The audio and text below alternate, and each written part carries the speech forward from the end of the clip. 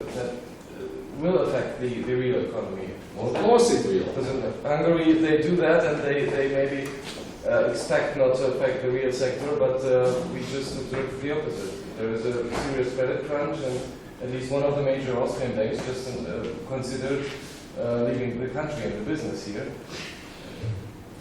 You know, this is, I think, show how much politics can lead to lead a country to some real stupid situation, because that is absolutely obvious what you are saying.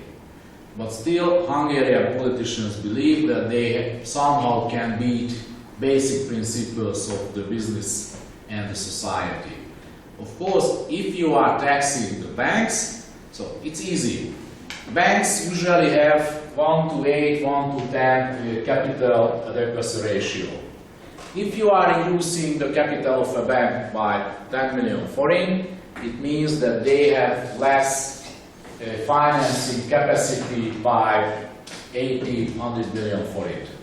That's the rule of the game of banking.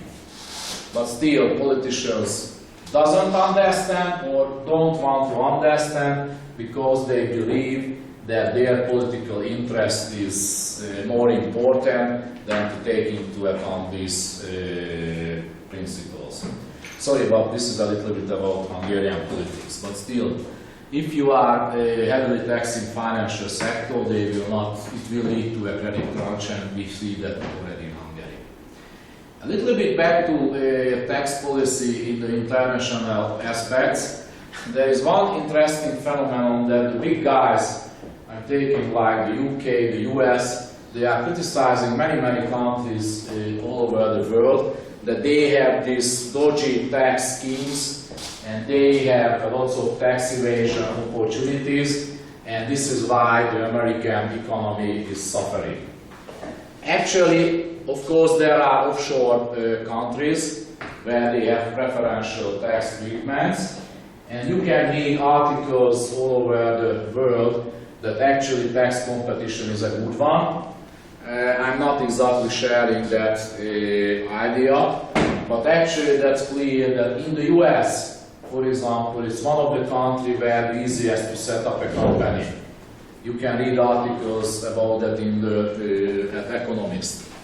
So it's strange that these big companies, these countries like UK, US, criticizing lots of others like Cyprus, Singapore, Switzerland, Luxembourg.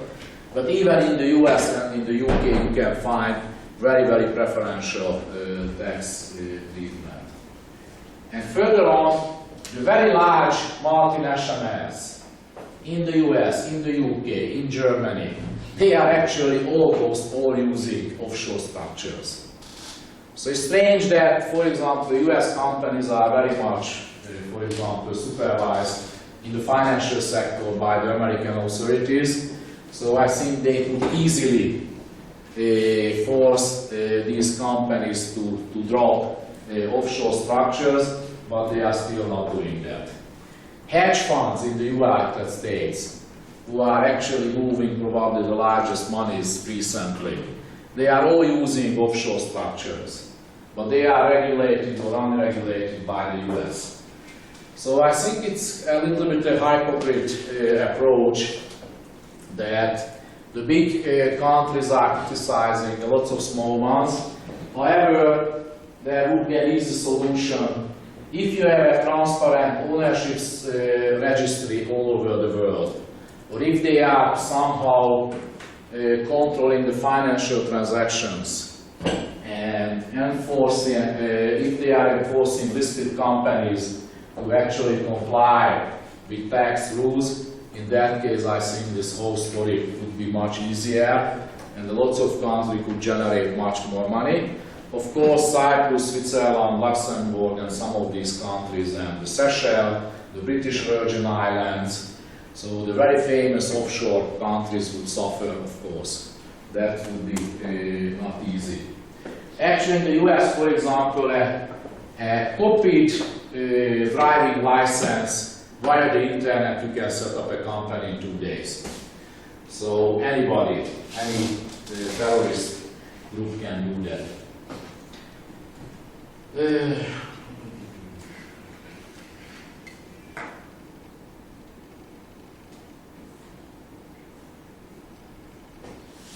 a little bit, I have 5 minutes before I close, and I think at the beginning I was talking about a little bit this whole new situation in fiscal policy, and mostly in the European Union, because in the past fiscal policy was usually a national issue. So fiscal policy had not really international aspects. Of course, with the Eurozone and with the Maastricht criteria, it started that if you wanted to join the Eurozone, you had to meet some specific criteria. Meeting the 3% deficit target, meeting the inflation target, meeting the government bond yield target, the government debt target. But those were conditions what you had to meet to join the Eurozone. But since that, it seems to us that Eurozone is not working properly, and mostly the rich countries and mostly the Germans are really upset that a lot of countries actually relying on German money to save them, and even in the Eurozone there are countries who were not able to control their fiscal policy. So now it seems to me, and you can read many examples of that and articles and analysis, that the Germans would like to keep the Eurozone as long as possible. It's very good to the German economy, actually. But they have to finance, and German taxpayers are really fed up with the Greeks, with the Spaniards, with the Portuguese, with the Irish. So they say, okay, we save you, but after that we want guarantees that these fiscal failures will never ever happen again. So that's what is right now happening in the European Union, that somehow in the Union, and it will take, I think, another 2-3 years, they would like to, as a price of the Eurozone, they would like to control fiscal policy, and they would like to have a unified fiscal policy in the Union as well, which actually won't be easy politically. But they're signing now, I don't know whether they did or not, the fiscal compact, right? Which is basically trying to enforce all those criteria and introduce means for punishment, basically, for those who don't follow them. Exactly. But right now there are debates, there are proposals, but I'm sure that down the road, in the next 2-3 years, there will be new proposals, new agreements, and it will lead very much to real control by Brussels on the national budgets. Right now they are somehow trying to invent an opportunity that if someone is overrunning the budget, punishment would come. But I think later on we will see more and more upfront control. So for example, I believe that 5-10 years time, a national budget could not be, or will not be approved without the consent of Brussels, which is quite a new phenomenon. And that's, I just love this, I got this citation last year. This is to suggest to read. This is the outgoing Mr. Trichet when he was really upset. Actually, he was telling this on a big press conference, and he was really upset. I think on YouTube you can find.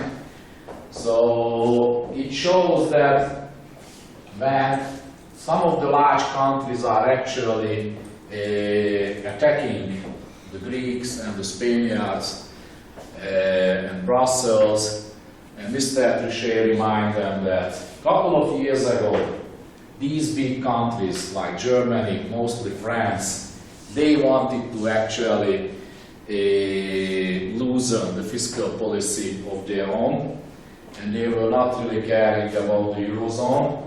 And now when they had a situation, now they would like to tighten the belt, so that's not easy. And I remember that in 2003 I actually attended a number of ECOFIN meetings.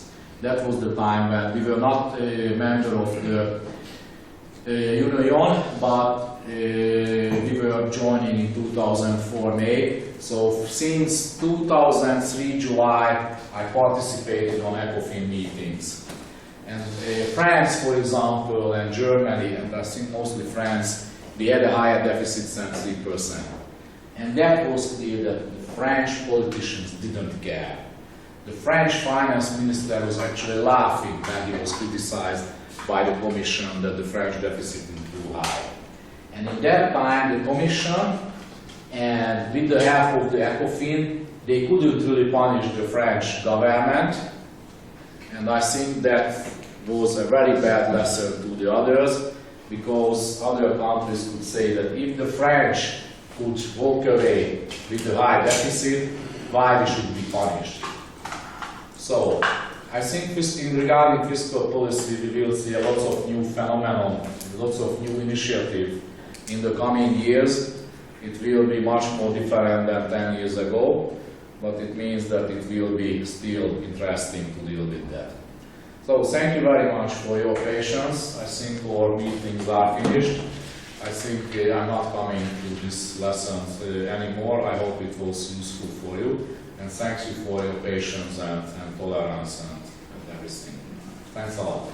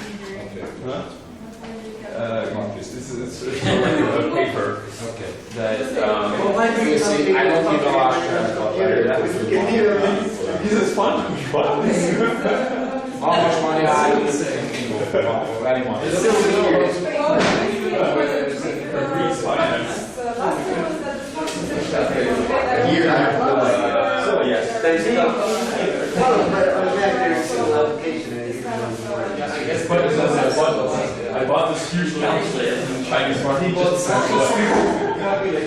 Just put it on his desk. But my brother has one from like 30s. And it's like the typewriter. You push a button, your lasers here.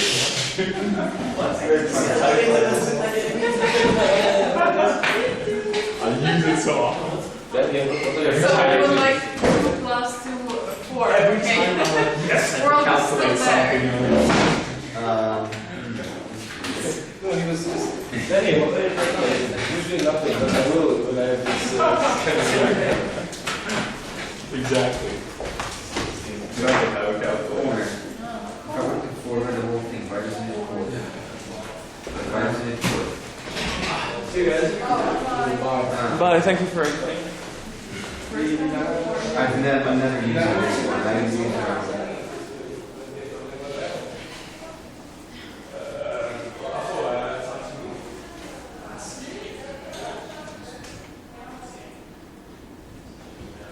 Okay, then I can do the whole thing. So. Is it still without that being super off the sofa?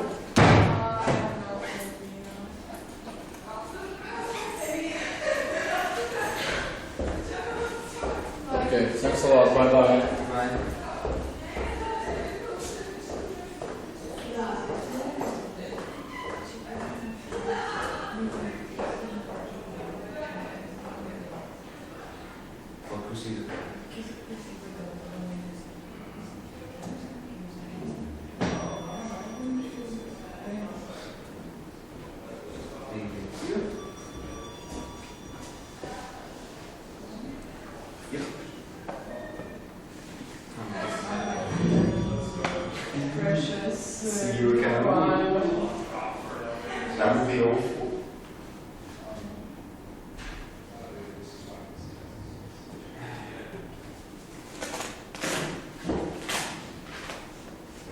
What the? Oh. So you will at your library as well. Okay. Can I have your 100 points? There we go.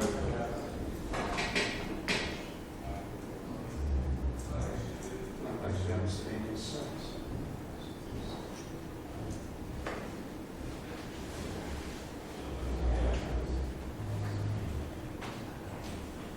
Usually, Simon arrives in the afternoon, so. I know. Good day. Well, because that's the one I need for the March. Because I don't have all. I took some euros, but I don't know. Yesterday, you still had 1,000. You did that. Exactly the 1,000 that I was doing. Ah.